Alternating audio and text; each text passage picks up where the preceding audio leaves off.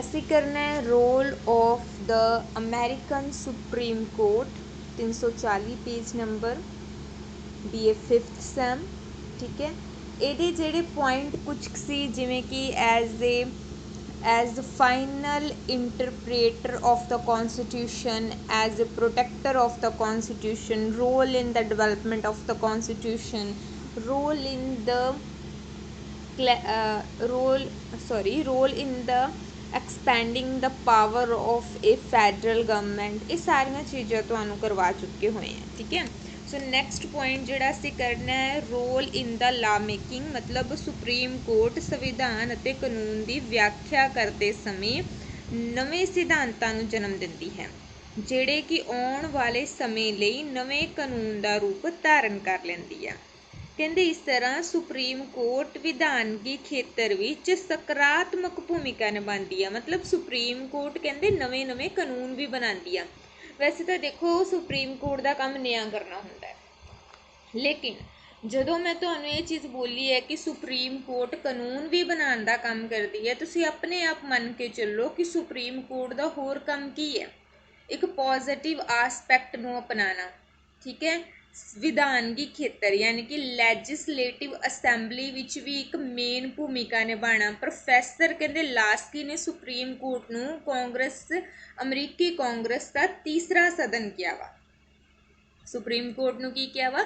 ਤੀਸਰਾ ਸਦਨ, ਕਿਉਂਕਿ ਇੱਕ ਹਾਊਸ ਆਫ ਲॉर्ड ਹੋ ਗਿਆ, ਇੱਕ ਸੈਨੇਟ ਹੋ ਗਿਆ, ਇੱਕ ਰਿਪਰੈਜ਼ੈਂਟੇਟਿਵ ਹੋ ਗਿਆ, ਤੇ ਸੁਪਰੀਮ ਕੋਰਟ ਨੂੰ ਕੀ ਕਹਿ ਦਿੱਤਾ ਕਿ ਇਹ ਥਰਡ ਚੈਂਬਰ ਆ, ਮਤਲਬ ਤੀਸਰਾ ਸਦਨ ਆ। ਸੋ ਇਸ ਸੰਬੰਧ ਵਿੱਚ ਆਪਣੇ ਵਿਚਾਰ ਪ੍ਰਗਟ ਕਰਦੇ ਹੋਏ ਡਾਕਟਰ ਆਰ ਪਾਉਂਡ ਨੇ ਕਿਹਾ ਹੈ ਕਿ ਵਿਧਾਨ ਮੰਡਲ ਜੋ ਚਾਹੁੰਦਾ ਹੈ ਉਹ ਨਹੀਂ, ਸਗੋਂ ਜਿਸ ਦੀ ਆਗਿਆ ਅਦਾਲਤ ਦਿੰਦੀ ਹੈ ਉਹੀ ਅੰਤਿਮ ਕਾਨੂੰਨ ਬਣਦਾ ਹੈ। ਠੀਕ ਹੈ, ਸੋ ਮਤਲਬ ਕਿ ਇਹਨਾਂ ਨੇ ਅਦਾਲਤਾਂ ਨੂੰ ਬਹੁਤ ਜ਼ਿਆਦਾ ਇੰਪੋਰਟੈਂਸ ਦੇ ਦਿੱਤੀ ਹੋਈ ਆ। As guardian of the rights and liberty of the citizen, ਮਤਲਬ ਨਾਗਰਿਕਾਂ ਦੇ ਅਧਿਕਾਰਾਂ ਅਤੇ ਸੁਤੰਤਰਤਾ ਦੀ ਰੱਖਿਆ ਦੇ ਰੂਪ ਦੇ ਵਿੱਚ। ਕਹਿੰਦੇ ਅਮਰੀਕਾ ਦਾ ਜੋ ਕਨਸਟੀਟਿਊਸ਼ਨ ਹੈ ਇਹ ਸੰਵਿਧਾਨ ਦੀ ਰੱਖਿਆ ਦੇ ਰੂਪ ਦੇ ਵਿੱਚ ਵੀ ਹੈ। ਠੀਕ ਹੈ, ਤੇ ਇਹਦੇ ਵਿੱਚ ਇਹ ਗਵਰਨਮੈਂਟ ਨੂੰ ਮਨਮਰਜ਼ੀ ਨਹੀਂ ਕਰਨ ਦਿੰਦੀ। ਠੀਕ ਹੈ, ਕਹਿੰਦੇ ਕਿ ਅਮਰੀਕਾ ਵਿੱਚ ਕਿਸੇ ਵੀ ਨਾਗਰਿਕ ਨੂੰ ਕਾਨੂੰਨ ਦੁਆਰਾ ਨਿਸ਼ਚਿਤ ਕੀਤੇ ਗਏ ਅਧਿਕਾਰਾਂ ਤੋਂ ਬਿਨਾਂ ਹੋਰ ਕੋਈ ਅਧਿਕਾਰ ਹੈ ਹੀ ਨਹੀਂ। ਸੁਪਰੀਮ ਕੋਰਟ ਅਧਿਕਾਰਾਂ ਦੇ ਪਹਿਰੇਦਾਰ ਦੇ ਰੂਪ ਦੇ ਵਿੱਚ ਕੰਮ ਕਰਦੀ ਆ ਤੇ ਹਰ ਪ੍ਰਕਾਰ ਦੀ ਜਿੱਦਾਂ ਦੀ ਮਤਲਬ ਉਹਨੂੰ ਦਖਲਅੰਦਾਜ਼ੀ ਦੇਣੀ ਚਾਹੀਦੀ ਆ ਉਹ ਦਖਲਅੰਦਾਜ਼ੀ ਦਿੰਦੀ ਵੀ ਆ। ਠੀਕ ਹੈ, ਕਹਿੰਦੇ ਅਧਿਕਾਰਾਂ ਦੇ ਉੱਤੇ ਕੋਈ ਹਾਵੀ ਨਾ ਹੋ ਸਕੇ ਇਸ ਚੀਜ਼ ਦੇ ਵਿੱਚ ਦਖਲਅੰਦਾਜ਼ੀ ਦਿੰਦੀ ਹੈ ਕਿ ਅਧਿਕਾਰ ਹਿਊਮਨ ਬੀਇੰਗ ਦੇ ਕੋਲ ਅਧਿਕਾਰ ਹੀ ਰਹਿਣੇ ਚਾਹੀਦੇ ਨੇ। ਠੀਕ ਹੈ, ਉੱਤੇ ਕਿਸੇ ਪ੍ਰਕਾਰ ਦੀ ਕੋਈ ਪਾਬੰਦੀ ਜਿਹੜੀ ਹੈਗੀ ਆ ਨਹੀਂ ਲੱਗਣੀ ਚਾਹੀਦੀ।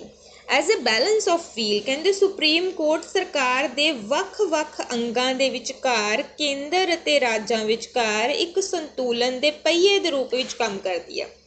ਮਤਲਬ ਸੰਤੁਲਨ ਯਾਨੀ ਕਿ ਇੱਕ ਬੈਲੈਂਸ ਬਣਾਉਣ ਦਾ ਕੰਮ ਸੁਪਰੀਮ ਕੋਰਟ ਕਰਦੀ ਆ।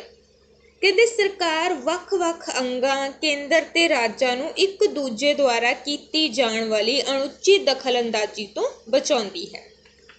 ਠੀਕ ਹੈ, ਮਤਲਬ ਸਰਕਾਰ ਨਾ ਕੋਈ ਆਪਣੀ ਦਖਲਅੰਦਾਜ਼ੀ ਕਰ ਲਵੇ ਜਾਂ ਫਿਰ ਗਵਰਨਮੈਂਟ ਦੇ ਕੋਈ ਪਾਰਟ ਨਾ ਕਰ ਲੈਣ, ਸੈਂਟਰਲ ਗਵਰਨਮੈਂਟ ਨਾ ਕਰ ਲਵੇ, ਸਟੇਟ ਗਵਰਨਮੈਂਟ ਨਾ ਕਰ ਲਵੇ। ਸੋ ਹਰ ਇੱਕ ਤੋਂ ਬਚਾਉਂਦੀ ਆ ਕੌਣ? ਸਾਡੀ ਸੁਪਰੀਮ ਕੋਰਟ, ਤਾਂ ਜੋ ਕੋਈ ਵੀ ਆਪਣੀ ਪਾਵਰ ਨੂੰ ਮਿਸਯੂਜ਼ ਨਾ ਕਰ ਲਵੇ। ਕਹਿੰਦੇ ਐਗਜ਼ਾਮਪਲ ਦੇ ਤੌਰ ਤੇ ਜੇ ਅਸੀਂ ਦੇਖੀਏ ਤਾਂ ਸੁਪਰੀਮ ਕੋਰਟ ਨੇ ਅਹੁਦੇ ਤੋਂ ਵੱਖ ਹੋਣ ਦੀ ਰਾਸ਼ਟਰਪਤੀ ਦੀ ਸ਼ਕਤੀ ਵਿੱਚ ਸੈਨੇਟ ਨੂੰ ਹਿੱਸੇਦਾਰ ਨਹੀਂ ਬਣਨ ਦਿੱਤਾ।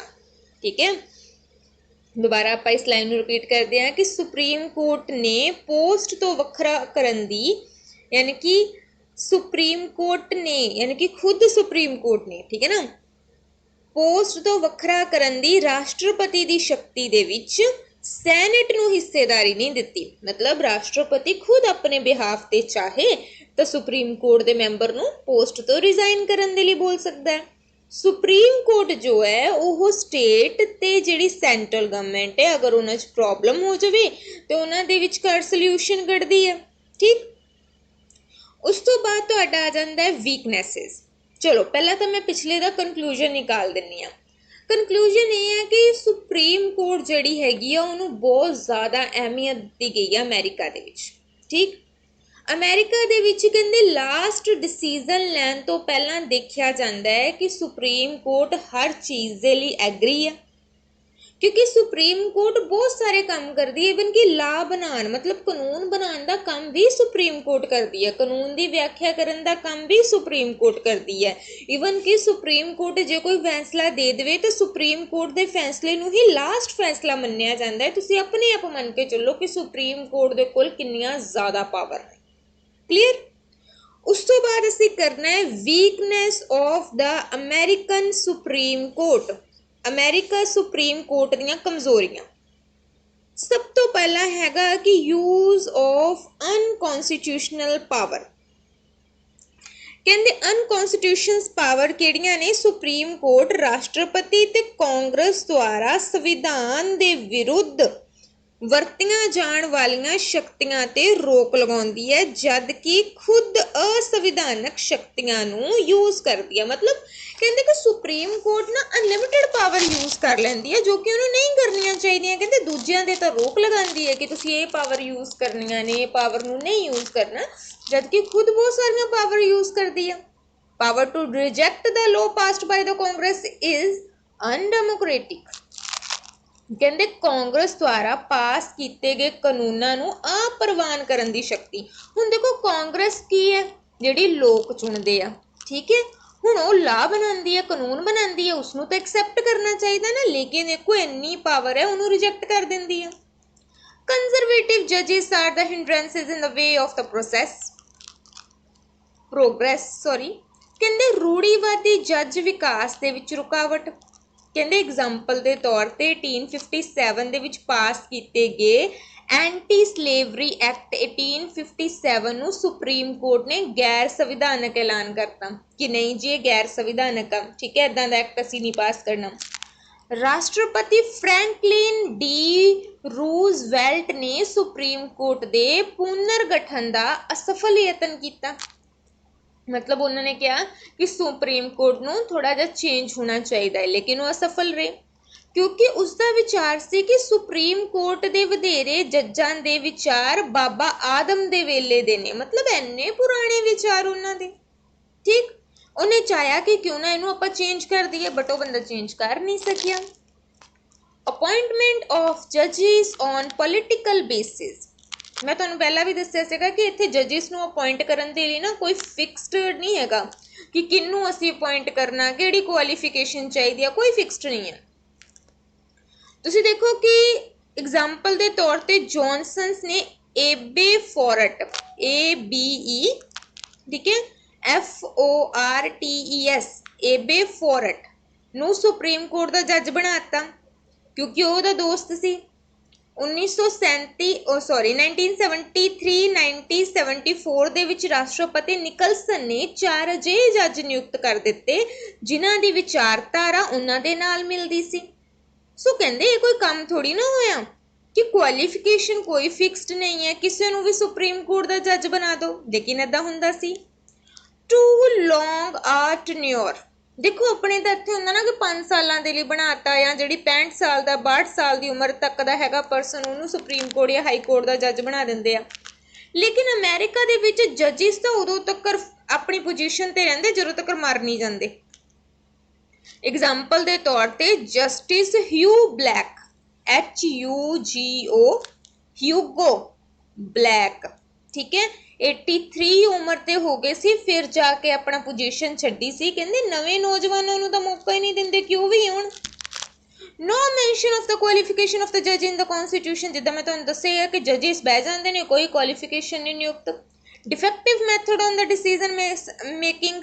ਕਹਿੰਦੇ ਕਿ ਫੈਸਲਾ ਲੈਣ ਦੀ ਦੋਸ਼ ਭਰੀ ਚੀਜ਼ ਹੈਗੀ ਆ ਕਿ ਫੈਸਲਾ ਦੋਸ਼ਪੂਰਨ ਲਿਆ ਜਾਂਦਾ ਵਾ। ਕਹਿੰਦੇ ਕਿਉਂਕਿ ਜੱਜਿਸ ਜਿਹੜੇ ਨੇ ਨਾ ਇੱਕ ਕਿਸਮ ਦੀ ਆਪਣੀ ਇਹ ਸੋਚਦੇ ਨੇ ਕਿ ਸਾਡੇ ਕੋਲ ਬਹੁਤ ਪਾਵਰ ਹੈ, ਮੈਂ ਫੈਸਲਾ ਲੈ ਲਿਆ ਤੇ ਫੈਸਲਾ ਲਾਸਟ ਹੀ ਹੋਊਗਾ। ਸੋ ਕਹਿੰਦੇ ਕਿ ਇਸ ਤਰ੍ਹਾਂ ਜੱਜਿਸ ਨੂੰ ਬਹੁਤ ਪਾਵਰ ਦਿੱਤੀਆਂ ਗਈਆਂ ਨੇ। Against the principle of the check and balances, ਰੋਕਾਂ ਤੇ ਸੰਤੁਲਨ ਦੇ ਸਿਧਾਂਤ ਦੇ ਵਿਰੁੱਧ। ਕਹਿੰਦੇ ਅਮਰੀਕਾ ਵਿੱਚ ਰੋਕਾਂ ਅਤੇ ਸੰਤੁਲਨ ਦਾ ਸਿਧਾਂਤ ਵੀ ਅਪਣਾਇਆ ਜਾਂਦਾ ਵਾ, ਪਰੰਤੂ ਇਹ ਸਿਧਾਂਤ ਸੁਪਰੀਮ ਕੋਰਟ ਦੇ ਉੱਤੇ ਲਾਗੂ ਨਹੀਂ ਹੁੰਦਾ। ਅੱਛਾ ਤੁਹਾਡੇ ਮਨ ਚ ਆਊਗਾ ਸਾਨੂੰ ਕੀ ਪਤਾ ਜੀ ਬੈਲੈਂਸਿਸ ਕੀ ਕਹੀ ਜਾਂਦੇ ਆ। ਦੇਖੋ बैलेंसिस का मतलब हुंदा है जे सुप्रीम कोर्ट मतलब जे तुहाडी कांग्रेस लो बनाती है सैनेट रोकदा है, जे सैनेट बनाती है राष्ट्रपति रोकदा है, जे राष्ट्रपति बनाता है सैनेट रोकदी है, यानी कि एक दूजे नूं रोक सकते हैं। रह गई सुप्रीम कोर्ट की गल, जे इन्हें कोई फैसला दे दिता कोई रोक ही नहीं सकता। हो गया ना कि ये बैलेंस के विरुद्ध आ।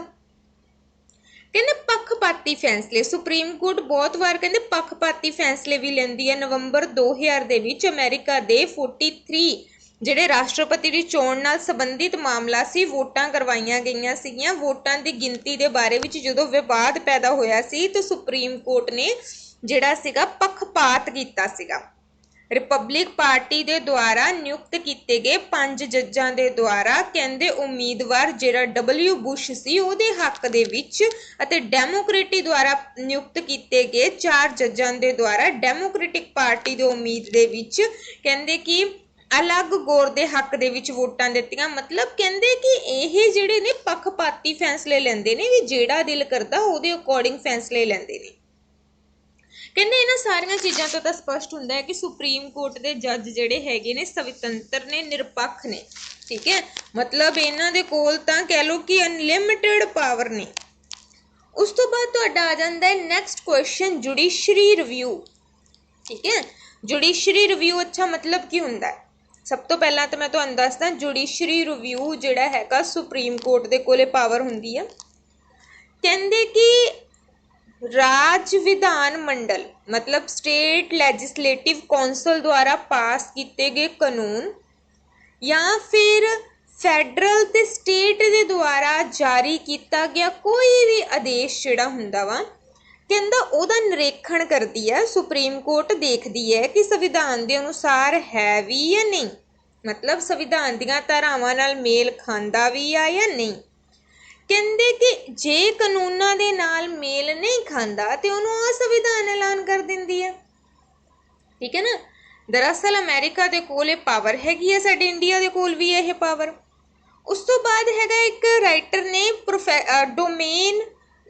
डिमोक की कहता है कि जदों संयुक्त राज की सुप्रीम कोर्ट कांग्रेस या राज विधान मंडल द्वारा पास किए गए कानून नूं रद्द कर दिंदी है।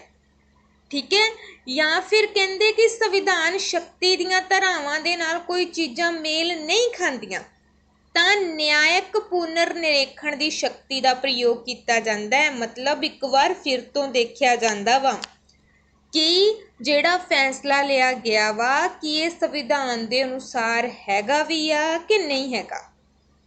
ठीक है, यानी कि न्यायपूर्ण निरीक्षण जिहड़ी शक्ति हैगी आ ये परख करदी आ कि स्टेट ने कानून बनाया वा या फैडरल ने मतलब संघ ने मतलब सेंट्रल ने कानून बनाया वा कि ये कानून संविधान के अनुसार हैगे आ कि नहीं हैगे। Organ of the power of the judiciary review कहते न्यायिक पुनर्निरीक्षण शक्ति का जन्म कहते न्यायिक पुनर्निरीक्षण शक्ति की व्याख्या सब तो पहला अमेरिका दे विच 1803 दे विच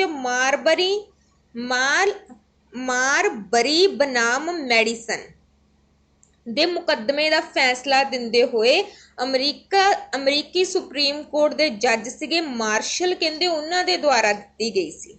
ठीक है, मतलब जो मैं तुहानूं मारबरी बनाम मुकदमा बोलिया ना इहदा मतलब ये सीगा कि सुप्रीम कोर्ट जांच कर सकदा वा कि नहीं कर सकदा, इहदे संबंध विच मुकदमा चलिया सी। कहते जस्टिस मार्शल ने न्यायपूर्ण निरीक्षण शक्ति की व्याख्या करते हुए किया है कि न्यायपूर्ण निरीक्षण अदालतां दे सामने आने वाले संविधानिक कानून, ठीक है, मतलब कॉन्स्टिट्यूशनल लॉ, कारजसादगी एग्जीक्यूटिव कहते इन्हां दा निरीक्षण करती है, देखती है कि किते इन्हां ने लोड़ तो ज़्यादा शक्तियां तो नहीं यूज़ कर लिया कानून बनाते टाइम। सो ये सारियां चीज़ां। ठीक है, उस तो बाद सुप्रीम कोर्ट के जज के अनुसार धारा 6 दे विच 4 सिद्धांत निश्चित किए गए हैं। किहड़े-किहड़े? कहते संविधान राष्ट्र का सर्वउच्च कानून है, सारियां संधियां संविधान के अनुसार होनियां चाहिदियां ने, जिहड़ियां संधियां संविधान के अनुसार नहीं है उन्होंने रद्द किया जाएगा। ठीक है, यानी कि सर्वउच्च कानून ਜਿਹੜਾ ਵਾ ਸੰਵਿਧਾਨ ਨੂੰ ਮੰਨਿਆ ਜਾਏਗਾ। ਸੰਵਿਧਾਨ ਹੀ ਸਾਰੀਆਂ ਚੀਜ਼ਾਂ ਦੇ ਰੱਖਿਅਕ ਵਜੋਂ ਕੰਮ ਕਰੇਗਾ। Need of the power of the judiciary review, ਕਹਿੰਦੇ ਕੀ ਲੋੜ ਪੈ ਗਈ ਸੀ ਜੁਡੀਸ਼ਰੀ ਰਿਵਿਊ ਦੀ? ਅਸੀਂ ਕਹਿਣਾ ਸੰਵਿਧਾਨ ਦੀ ਵਿਆਖਿਆ ਕਰਨ ਦੀ, ਸੰਵਿਧਾਨ ਦੀ ਰੱਖਿਆ ਲਈ। ਸਟੇਟ ਤੇ ਸੈਂਟਰ ਗਵਰਨਮੈਂਟ ਦੇ ਵਿੱਚ ਪਾਵਰ ਦਾ ਬੈਲੈਂਸ ਬਣਿਆ ਰਵੇ ਤਾਂ ਜ਼ਰੂਰੀ ਸੀ। ਕੋਈ ਆਪਣੀ ਪਾਵਰ ਨੂੰ ਮਿਸਯੂਜ਼ ਨਾ ਕਰੇ ਤਾਂ ਜ਼ਰੂਰੀ ਸੀ। ਨਾਗਰਿਕਾਂ ਦੇ ਅਧਿਕਾਰਾਂ ਨੂੰ ਪ੍ਰੋਟੈਕਟ ਰੱਖਿਆ ਜਾਵੇ ਤਾਂ ਜ਼ਰੂਰੀ ਸੀ। Scope of the power of judiciary review, ਕਹਿੰਦੇ ਨਿਆਂ ਪੁਨਰ ਨਿਰੀਖਣ ਸ਼ਕਤੀ ਦਾ ਖੇਤਰ ਕਿੰਨਾ ਕਾ? ਅਸੀਂ ਕਹਾਂਗੇ ਕਿ ਨਿਆਂ ਪੁਨਰ ਨਿਰੀਖਣ ਸ਼ਕਤੀ ਯੂਜ਼ ਕਰ ਸਕਦੀ ਆ ਆਪਣੀਆਂ ਪਾਵਰ ਜਦੋਂ ਫੈਡਰਲ ਗਵਰਨਮੈਂਟ ਯਾਨੀ ਕਿ ਸੈਂਟਰਲ ਗਵਰਨਮੈਂਟ ਨੇ ਜਾਂ ਸਟੇਟ ਗਵਰਨਮੈਂਟ ਨੇ ਕੋਈ ਰੂਲ ਬਣਾ ਦਿੱਤਾ, ਜਾਂ ਸਟੇਟ ਗਵਰਨਮੈਂਟ ਨੇ ਇਕੱਲਾ ਰੂਲ ਬਣਾ ਦਿੱਤਾ, ਜਾਂ ਸੈਂਟਰਲ ਗਵਰਨਮੈਂਟ ਔਰ ਸਟੇਟ ਗਵਰਨਮੈਂਟ ਨੇ ਦੂਜੇ ਦੇਸ਼ਾਂ ਨਾਲ ਸੰਧੀਆਂ ਕਰ ਲਈਆਂ, ਜਾਂ ਸੈਂਟਰਲ ਗਵਰਨਮੈਂਟ ਜਾਂ ਸਟੇਟ ਗਵਰਨਮੈਂਟ ਨੇ ਕਿਸੇ ਤਰੀਕੇ ਦਾ ਇੱਕ ਆਰਡੀਨੈਂਸ ਲਾਅ ਜਾਰੀ ਕਰ ਦਿੱਤਾ। ਠੀਕ ਹੈ, ਸੋ ਇਸ ਤਰ੍ਹਾਂ ਕਹਿੰਦੇ ਲੇਕਿਨ ਇਹਦੇ ਵਿੱਚ ਕੁਛ ਅਪਵਾਦ ਵੀ ਨੇ। ਅਪਵਾਦ ਮਤਲਬ ਕਹਿੰਦੇ ਕੁਛ ਇੱਦਾਂ ਦੀਆਂ ਵੀ ਚੀਜ਼ਾਂ ਨੇ ਜਿਨ੍ਹਾਂ ਦੇ ਸੰਬੰਧ ਵਿੱਚ ਨਿਆਂ ਪੁਨਰ ਨਿਰੀਖਣ ਸ਼ਕਤੀ ਦੀ ਵਰਤੋਂ ਨਹੀਂ ਕਰ ਸਕਦੇ। ਉਦਾਹਰਨ ਦੇ ਤੌਰ ਤੇ ਪੋਲੀਟੀਕਲ ਮੈਟਰ। ਠੀਕ ਹੈ, ਕਹਿੰਦੇ ਇਸੇ ਕਰਕੇ ਸੁਪਰੀਮ ਕੋਰਟ ਨੇ ਸੰਵਿਧਾਨਕ ਸੋਧਾਂ ਦੇ ਸੰਬੰਧ ਦੇ ਵਿੱਚ ਕਦੇ ਵੀ ਆਪਣੀ ਪਾਵਰ ਨੂੰ ਯੂਜ਼ ਨਹੀਂ ਕੀਤਾ। ਮੰਨ ਲਓ ਕਹਿੰਦੇ ਕਿ ਕਿਸੇ ਚੀਜ਼ ਦੀ ਸੋਧ ਹੋਣੀ ਹੈ, ਠੀਕ ਹੈ, ਕਿਸੇ ਚੀਜ਼ ਦੀ ਚੇਂਜਿਸ ਹੋਣੀ ਹੈ, ਕਹਿੰਦੇ ਸੁਪਰੀਮ ਕੋਰਟ ਉੱਥੇ ਨਹੀਂ ਆਪਣੀਆਂ ਪਾਵਰ ਯੂਜ਼ ਕਰ ਸਕਦੀ, ਉੱਦਾਂ ਚਾਹੇ ਜਿਹੜੀਆਂ ਮਰਜ਼ੀ ਇਹਦੇ ਕੋਲ ਪਾਵਰ ਨੇ। ਉਸ ਤੋਂ ਬਾਅਦ ਹੈਗਾ ਕਹਿੰਦੇ utility and importance of the judiciary review, ਕਹਿੰਦੇ ਨਿਆਂ ਪੁਨਰ ਨਿਰੀਖਣ ਸ਼ਕਤੀ ਦਾ ਉਪਯੋਗ ਅਤੇ ਮਹੱਤਤਾ। ਕਹਿੰਦੇ ਨਿਆਂ ਪੁਨਰ ਨਿਰੀਖਣ ਯਾਨੀ ਕਿ ਜੁਡੀਸ਼ਰੀ ਰਿਵਿਊ ਦੀ ਇੰਪੋਰਟੈਂਸ ਕੀ ਹੈ? ਸਭ ਤੋਂ ਪਹਿਲਾਂ ਹੈਗਾ ਚੈੱਕ ਓਵਰ ਦਾ ਮਿਸਯੂਜ਼ ਪਾਵਰ। ਇਹ ਦੇਖਦੀ ਹੈ ਕਿ ਕਿਸੇ ਨੇ ਆਪਣੀਆਂ ਪਾਵਰ ਨੂੰ ਮਿਸਯੂਜ਼ ਤਾਂ ਨਹੀਂ ਕੀਤਾ। Protection of the ਸੁਪਰਮੇਸੀ of the ਕੌਨਸਟੀਟਿਊਸ਼ਨ, ਇਹ ਸੁਪਰੀਮ ਜਿਹੜਾ ਕੌਨਸਟੀਟਿਊਸ਼ਨ ਹੈ ਉਸਨੂੰ ਬਹੁਤ ਜ਼ਿਆਦਾ ਇੰਪੋਰਟੈਂਸ ਦਿੰਦੀ ਹੈ ਤਾਂ ਜੋ ਉਹ ਜਿਹੜਾ ਵਾ ਸੁਪਰੀਮ ਹੀ ਬਣਿਆ ਰਵੇ। ਠੀਕ ਹੈ, ਐਜ਼ ਏ ਕਹਿ ਲਓ ਕਿ ਪ੍ਰੋਟੈਕਟਰ ਦੇ ਰੂਪ ਦੇ ਵਿੱਚ ਬਣਿਆ ਰਵੇ। Helpful in the growth of the constitution, ਕਹਿੰਦੇ ਸੰਵਿਧਾਨ ਨੂੰ ਬਣਾਉਣ ਦੇ ਵਿੱਚ ਬਹੁਤ ਹੈਲਪ ਕਰਦਾ ਵਾ। Protection of the federal system, ਕਹਿੰਦੇ ਸੰਘਾਤਮਕ ਪ੍ਰਣਾਲੀ ਦੀ ਰੱਖਿਆ ਕਰਦਾ ਵਾ ਜਿਹਦਾ ਪਾਵਰ ਡਿਵਾਈਡ ਨੇ ਸੈਂਟਰਲ ਤੇ ਸਟੇਟ ਗਵਰਨਮੈਂਟ ਦੇ ਵਿੱਚ। ਠੀਕ ਹੈ, ਸੋ ਕਹਿੰਦੇ ਇਹਨਾਂ ਨੂੰ ਬਣਾਈ ਰੱਖਦਾ ਵਾ। Balance among the different organ of the government ਦੇ ਹੁਣ ਬਹੁਤ ਸਾਰੇ ਅੰਗ ਨੇ, ਗਵਰਨਮੈਂਟ ਦੇ ਬਹੁਤ ਸਾਰੇ ਪਾਰਟ ਨੇ, ਉਹਨਾਂ ਵਿੱਚ ਬੈਲੈਂਸ ਬਣਾ ਕੇ ਰੱਖਦਾ। ਪ੍ਰੋਟੈਕਸ਼ਨ ਆਫ ਦਾ ਰਾਈਟ, ਨਾਗਰਿਕਾਂ ਦੇ ਅਧਿਕਾਰਾਂ ਦੀ ਰੱਖਿਆ ਕਰਦਾ ਵਾ। ਪ੍ਰੋਪਰ ਇੰਟਰਪ੍ਰੀਟੇਸ਼ਨ ਆਫ ਦਾ ਕੌਨਸਟੀਟਿਊਸ਼ਨ, ਸੰਵਿਧਾਨ ਦੀ ਵਿਆਖਿਆ ਕਰਦਾ ਵਾ ਕਿਉਂਕਿ ਲਾਸਟ ਤੇ ਫੈਸਲਾ ਤੇ ਇਹਦੇ ਦੁਆਰਾ ਮੰਨਿਆ ਜਾਏਗਾ ਨਾ, ਸੋ ਸੰਵਿਧਾਨ ਦੀ ਵਿਆਖਿਆ ਕਰਨ ਦਾ ਕੰਮ ਇਹਦਾ ਹੁੰਦਾ ਵਾ। ਉਸ ਤੋਂ ਬਾਅਦ ਤੁਹਾਡਾ ਆ ਜਾਂਦਾ ਹੈਗਾ ਵਾ ਕ੍ਰਿਟੀਸਾਈਜ਼। ਠੀਕ ਹੈ, criticise of the judiciary review, judiciary review the criticise ਕਰੋ। ਪਹਿਲਾਂ ਆ ਜਾਂਦਾ ਵਾ ਕਹਿੰਦੇ ਦਾ ਪਾਵਰ ਇਜ਼ ਦਾ ਅਨਕੌਨਸਟੀਟਿਊਸ਼ਨ, ਕਹਿੰਦੇ ਇਹ ਸ਼ਕਤੀ ਅਸੰਵਿਧਾਨਕ ਹੈ। ਦੇਖੋ मैंने पहले ही बोलिया सीगा कि न्यायपालिका जो अपनी पावर ਨੂੰ यूज़ करदियां ना वो लिमिटेड है जो कि अनकॉन्स्टिट्यूशन है। ठीक है, इट इज़ अनडेमोक्रेटिक, ਕਹਿੰਦੇ ਸੰਵਿਧਾਨ ਦੇ ਨਾਲ ਮੇਲ ਹੀ ਨਹੀਂ ਖਾਂਦੀਆਂ। ਦੇਖੋ ਜਿਹੜੇ ਲੋਕਾਂ ਨੂੰ ਅਸੀਂ ਚੁਣਿਆ ਉਹ ਲਾ ਬਣਾ ਦਿੰਦੇ ਆ ਤੇ ਸੁਪਰੀਮ ਕੋਰਟ ਉਹਨਾਂ ਨੂੰ ਰਿਜੈਕਟ ਕਰ ਦਿੰਦੀ ਹੈ। ਕਹਿੰਦੇ ਤਾਂ ਡੈਮੋਕ੍ਰੈਟਿਕ ਸਿਸਟਮ ਹੈ ਹੀ ਨਹੀਂ। ਡੈਮੋਕ੍ਰੈਟਿਕ ਤਾਂ ਉਹ ਹੈ ਜਿਹਦੇ ਵਿੱਚ ਅਸੀਂ ਜਿਹੜੇ ਪਰਸਨ ਨੂੰ ਸਿਲੈਕਟ ਕੀਤਾ ਉਹ ਲਾ ਬਣਾਉਂਦੇ ਨੇ। ਇੱਥੇ ਤਾਂ ਸੁਪਰੀਮ ਕੋਰਟ ਉਹਨਾਂ ਨੂੰ ਰਿਜੈਕਟ ਕਰੀ ਜਾਂਦੀ ਆ। ਕਹਿੰਦੇ it lower the prestige of the constitution and the state legislature, ਕਹਿੰਦੇ ਇਹ ਕਾਂਗਰਸ ਅਤੇ ਰਾਜ ਵਿਧਾਨ ਮੰਡਲ ਦੇ ਮਾਣ ਨੂੰ ਗਿਰਾਉਂਦੀ ਹੈ। ਕਹਿੰਦੇ ਇਹ ਵਿਧਾਨ ਮੰਡਲ ਦਾ ਜਿਹੜਾ ਮਾਣ ਸਤਿਕਾਰ ਆ ਨਾ ਉਹਨੂੰ ਘੱਟ ਕਰਨ ਦਾ ਕੰਮ ਕਰਦੀ ਆ ਕਿਉਂਕਿ ਉਹ ਲਾਅ ਬਣਾਉਂਦੇ ਨੇ, ਸੁਪਰੀਮ ਕੋਰਟ ਉਹਨਾਂ ਨੂੰ ਰਿਜੈਕਟ ਕਰ ਦਿੰਦੀ, ਉਹਨਾਂ ਦੇ ਮਾਣ ਨੂੰ ਹਾਨੀ ਹੁੰਦੀ ਹੈ ਨਾ। ਕਹਿੰਦੇ it make Congress and the state legislative ਵੀ ਰਿਸਪੌਂਸਿਬਲ। ਫਿਰ ਉਹ ਕੀ ਕਰਦੇ ਨੇ, ਮਤਲਬ ਆਪਣਾ ਮਨ ਚਾਹੇ ਨਾ ਜਿੱਦਾਂ ਦਾ ਵੀ ਮਰਜ਼ੀ ਕਾਨੂੰਨ ਪਾਸ ਕਰ ਦਿੰਦੇ ਨੇ। ਉਹਨਾਂ ਨੂੰ ਪਤਾ ਤਾਂ ਹੈਗਾ ਜੇ ਨਹੀਂ ਠੀਕ ਹੋਊਗਾ ਸੁਪਰੀਮ ਕੋਰਟ ਦੱਸ ਦੂਗੀ, ਉਹਨਾਂ ਨੂੰ ਇਰਰਿਸਪੌਂਸਿਬਲ ਬਣਾ ਦਿੰਦੇ ਨੇ। It is a delay process, ਕਹਿੰਦੇ ਨਾ ਬਹੁਤ ਦੇਰੀ ਹੋ ਜਾਂਦੀ ਹੈ। ਪਹਿਲਾਂ ਕਾਨੂੰਨ ਪਾਸ ਹੋਏਗਾ, ਫਿਰ ਸੁਪਰੀਮ ਕੋਰਟ ਕੋਲ ਜਾਏਗਾ, ਫਿਰ ਸੁਪਰੀਮ ਕੋਰਟ ਦੇਰੀ ਲਾ ਦੇਗੀ, ਫਿਰ ਨਤੀਜਾ ਨਿਕਲੇਗਾ। ਕਹਿੰਦੇ ਬਹੁਤ ਲੰਬਾ ਪ੍ਰੋਸੈਸ ਕਰ ਦਿੰਦੇ ਨੇ। ਕਹਿੰਦੇ the use of the power is the rationally also, ਕਹਿੰਦੇ ਇਹ ਸ਼ਕਤੀ ਦਾ ਪ੍ਰਯੋਗ ਪ੍ਰਤੀਕਿਰਿਆਵਾਦੀ ਹੈ। ਮਤਲਬ ਕਹਿੰਦੇ ਮੋਸਟਲੀ ਦੇਖਣ ਦੇ ਵਿੱਚ ਆਉਂਦਾ ਵਾ ਕਿ ਜਿਹੜੇ ਜੱਜ ਨੇ ਨਾ ਉਹ ਕੰਜ਼ਰਵੇਟਿਵ ਟਾਈਪ ਦੇ ਨੇ, ਬੈਕਵਰਡ ਨੇ। ਠੀਕ ਹੈ, ਮਤਲਬ ਰੂੜੀਵਾਦੀ ਨੇ, ਜਿਹਦੇ ਕਰਕੇ ਉਹ ਨੈਕਸਟ ਕੋਈ ਲਾ ਬਣੇ ਇਹਨਾਂ ਨੂੰ ਉਹ ਚਾਹੁੰਦੇ ਹੀ ਨਹੀਂ। ਉਹ ਕਹਿੰਦੇ ਨੇ ਜਿੱਦਾਂ ਦਾ ਪੁਰਾਣਾ ਹੈਗਾ ਉਸ ਦੇ ਅਕੋਰਡਿੰਗ ਹੀ ਸਿਸਟਮ ਠੀਕ ਹੈ। Possibility of the judicial dictatorship ਕਹਿੰਦੇ ਇੱਦਾਂ ਤਾਂ ਨਾ ਜਜਿਸ ਜਿਹੜੇ ਨੇ ਆਪਣੇ ਡਿਕਟੇਟਰਸ਼ਿਪ ਬਣਾ ਲੈਂਦੇ ਨੇ ਕਿ ਮੈਂ ਕੋਈ ਲਾ ਪਾਸ ਕਰਤਾ ਕੋਈ ਉਹਨੂੰ ਰਿਜੈਕਟ ਕਰ ਹੀ ਨਹੀਂ ਸਕਦਾ। Clear. It encourage the one man dictatorship, ਕਿਉਂਕਿ ਉਹ ਵਨ ਮੈਨ ਡਿਕਟੇਟਰਸ਼ਿਪ ਹੀ ਹੋ ਗਿਆ ਕਿਉਂਕਿ ਉਹ ਬਹੁਤ ਜ਼ਿਆਦਾ ਅਨਲਿਮਿਟਿਡ ਪਾਵਰ ਹੈ। ਠੀਕ ਹੈ। ਉਹ ਉਸਦੇ ਦੁਆਰਾ ਬਣਾਏ ਗਏ ਲਾ ਨੂੰ ਕੋਈ ਕਹਿ ਹੀ ਨਹੀਂ ਸਕਦਾ ਕਿ ਮੈਂ ਇਸ ਨੂੰ ਮਤਲਬ ਇਸ ਨੂੰ ਮੰਨਣਾ ਹੀ ਨਹੀਂ ਹੈ, ਰਿਜੈਕਟ ਕੋਈ ਕਰ ਹੀ ਨਹੀਂ ਸਕਦਾ। Judiciary become the subject of the power controversies, ਕਹਿੰਦੇ ਕਿ ਨਿਆਂਪਾਲਿਕਾ ਰਾਜਨੀਤਿਕ ਵਿਵਾਦ ਦਾ ਵਿਸ਼ਾ ਬਣ ਜਾਂਦੀ ਹੈ। ਨਿਆਂਪਾਲਿਕਾ ਕਹਿੰਦੇ ਉਹਦੇ ਵਿੱਚ ਹਮੇਸ਼ਾ ਕੰਟਰੋਵਰਸੀ ਬਣੀ ਰਹਿੰਦੀ ਹੈ। ਕਾਨੂੰਨ ਨੂੰ ਪਰਖੀ ਜਾਣਾ, ਉਸਨੂੰ ਦੇਖਣਾ ਕਿ ਉਹ ਅਕੋਰਡਿੰਗ ਟੂ ਦਾ ਕਨਸਟੀਟਿਊਸ਼ਨ ਹੈ ਨਹੀਂ ਹੈ, ਉਹਨੂੰ ਰੱਦ ਕਰ ਦੇਣਾ, ਜਿਹਦੇ ਕਾਰਨ ਅਕਸਰ ਹੀ ਕੰਟਰੋਵਰਸੀਜ਼ ਜੋ ਬਣੀ ਰਹਿੰਦੀ ਹੈ। ਮੈਨੀ time good law have been the declare illegal, ਕਹਿੰਦੇ ਬਹੁਤ ਵਾਰ ਕਾਨੂੰਨ ਬਹੁਤ ਵਧੀਆ ਹੁੰਦਾ ਹੈ ਲੇਕਿਨ ਜਜਿਸ ਦੇ ਨਾਲ ਮੇਲ ਨਹੀਂ ਖਾਂਦੇ ਵਿਚਾਰ, ਜਿਹਦੇ ਕਰਕੇ ਉਹਨੂੰ ਇਲੀਗਲ ਬਣਾ ਦਿੱਤਾ ਜਾਂਦਾ ਹੈ। ਠੀਕ। ਸੋ ਅਸੀਂ ਇਸ ਲਈ ਬੋਲਾਂਗੇ ਕਿ ਸੁਪਰੀਮ ਕੋਰਟ ਆਪਣੀਆਂ ਬਹੁਤ ਜ਼ਿਆਦਾ ਅਨਲਿਮਿਟਿਡ ਪਾਵਰ ਨੂੰ ਯੂਜ਼ ਕਰਦਾ ਵਾ, ਜੋ ਚੀਜ਼ ਠੀਕ ਨਹੀਂ ਆ। ਇਸ ਦੇ ਨਾਲ ਹੀ ਚੈਪਟਰ ਦਾ ਸਾਡਾ ਇਹ ਪੋਰਸ਼ਨ ਕਲੋਜ਼ ਹੁੰਦਾ ਹੈ। ਕਲੀਅਰ।